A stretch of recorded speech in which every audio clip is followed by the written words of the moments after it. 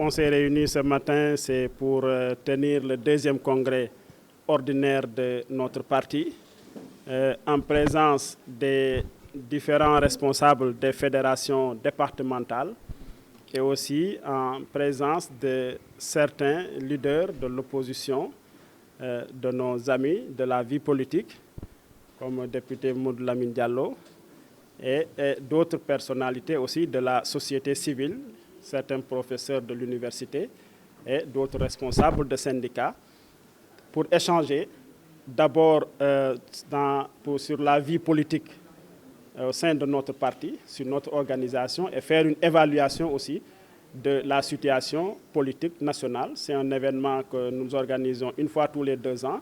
L'événement de 2020, le congrès de 2020 n'a pas pu avoir lieu, comme je l'ai dit, pour les raisons de Covid. Et donc ce congrès de 2022, nous le tenons, c'est le deuxième en présence donc, des organisations et que je viens de citer ici.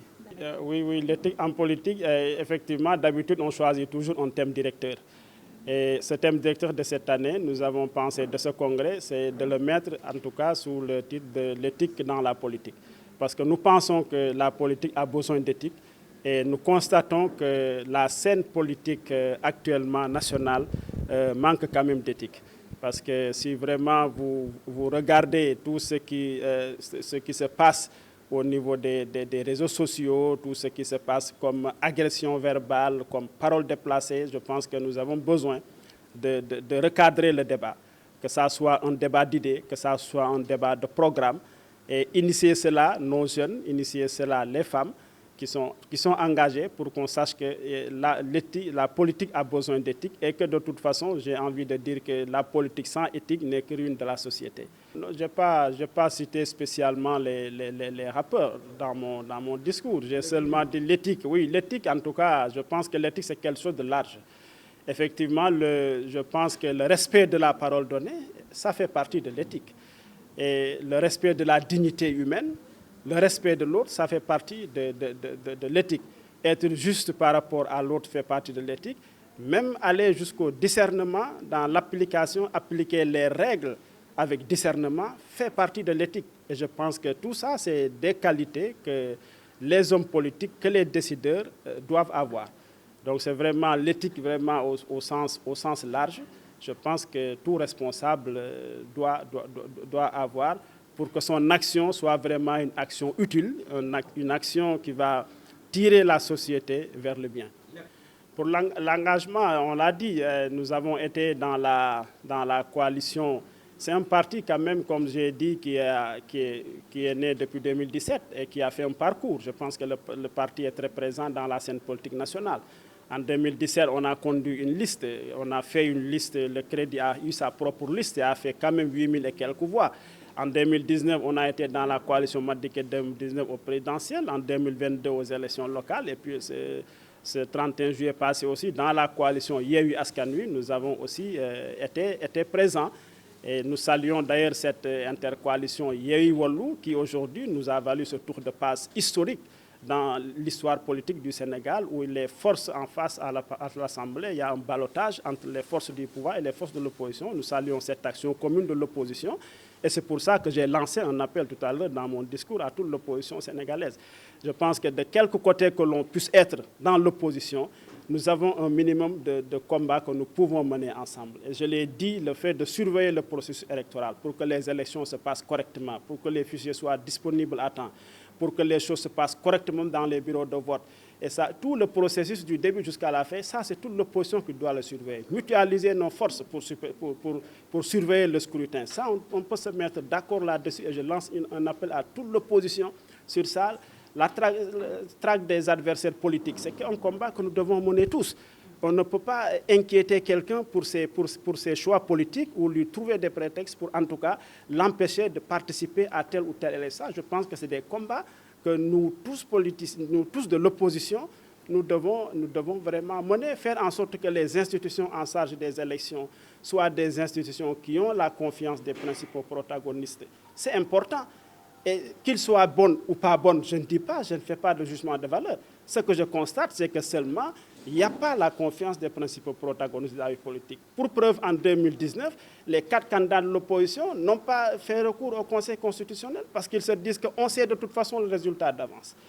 Et en date, le dernier truc en date, c'est les élections législatives. Ils ont contesté, à part, en tout cas, l'opposition significative n'a pas jugé utile d'introduire. Donc je pense que les organes en charge des élections doivent être revus et ce que nous avions préconisé depuis la création de l'IED, l'honorable Mohamed Lamine Diallo est là, qui est membre fondateur de l'IED, c'était la mise en place des juges indépendants pour superviser à la place du Conseil constitutionnel pour superviser les élections. Et ça, c'est un minimum de choses. Je pense que toute l'opposition, en tout cas, j'en profite pour lancer un appel, que voici 3 points que je pense que toute l'opposition doit se réunir pour que notre démocratie avance. Parce que je l'ai dit, vu ce que l'histoire nous a fait et ce que l'histoire du peuple sénégalais, c'est un peuple qui accepte difficilement le recul démocratique dans ce pays. Et il est net sous le régime de Macky Sall. Il est net sous le régime de Macky Sall parce que si tu regardes le processus électoral, liberté civile et politique, fonctionnement des institutions, tu constates que la démocratie a reculé, c'est un fait. Et ça, je pense que c'est quelque chose que le peuple sénégalais tolère difficilement. Un Sénégalais à qui on donne des responsabilités, on ne peut que le féliciter et lui souhaiter en tout cas d'avoir tout le discernement, tout le recul nécessaire pour en tout cas faire un travail. Parce que le contrôle citoyen est le premier des contrôles. N'importe quel citoyen qu'on puisse donner des responsabilités, en tout cas qu'il sache que le contrôle citoyen est là et les citoyens observent. Nous lui souhaitons bonne réussite, nous le félicitons et que, en tout cas, on observe, on espère qu'il y aura des avancées dans cette direction. Oui, pour le 3e mandat, oui, justement, je ne vais pas finir parce que le 3e mandat, comme j'ai dit, ça fait partie des principes démocratiques fondamentaux que le peuple ne peut pas tolérer qu'on y revienne en arrière. Parce que c'est des principes que le peuple a acquis de haute lutte. Et ces principes que le peuple a acquis de haute lutte, j'ai dit, vu notre histoire, le peuple n'acceptera pas que ces principes-là soient des principes sacrifiés. Et donc, pour nous, il n'est pas question d'un 3e mandat pour le président Macky Sall. C'est à ça que nous croyons. Une 3e candidature, voilà, parce qu'il y a une nuance, mais on pense qu'une 3e candidature, vraiment, il ne doit pas être question d'une 3e candidature du président Macky Sall, parce que c'est un principe démocratique que le peuple a déjà réglé, que le peuple a acquis. Et il est hors de question, et au prix de beaucoup de luttes, et il est hors de question qu'il y ait un recul dans ce sens.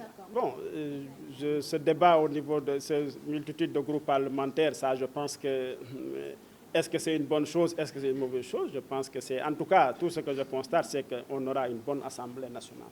Parce que pour une fois, nous aurons une Assemblée nationale avec un ballotage, quoi qu'on puisse dire, même s'il y a des majorités qui ont été fabriquées un peu par-ci, par-là, à une voix près ou quelques voix près. Je pense qu'en tout cas, rien ne sera plus comme avant à l'Assemblée nationale. Au moins, c'est sûr que rien ne sera plus comme avant parce qu'il y a un ballotage des forces du pouvoir et des forces de l'opposition. Maintenant, l'organisation interne au niveau de l'Assemblée nationale, bon, ça, je pense que c'est des questions stratégiques, que je pense que les coalitions qui vont nous représenter là-bas, malheureusement, je n'en fais pas partie parce que je suis sur la liste qui avait été éliminée, d'ailleurs, injustement. Et donc, voilà, bon, ce qui fait que j'ai confiance aux collègues qui sont là-bas, qu'ils sauront prendre les bonnes stratégies quant à l'organisation interne au niveau de l'Assemblée nationale. Bon, le débat autour de la présidence, je pense que je n'ai pas vraiment d'opinion là-dessus. Je souhaite seulement que ça revienne à l'opposition et ça doit revenir à l'opposition. Parce qu'une opposition qui arrive à avoir carrément la moitié, je pense que la présidence de l'Assemblée nationale doit revenir à l'opposition pour qu'une fois, nous ayons une Assemblée nationale démocratique, une Assemblée nationale où vraiment l'opposition a tout son mot à dire.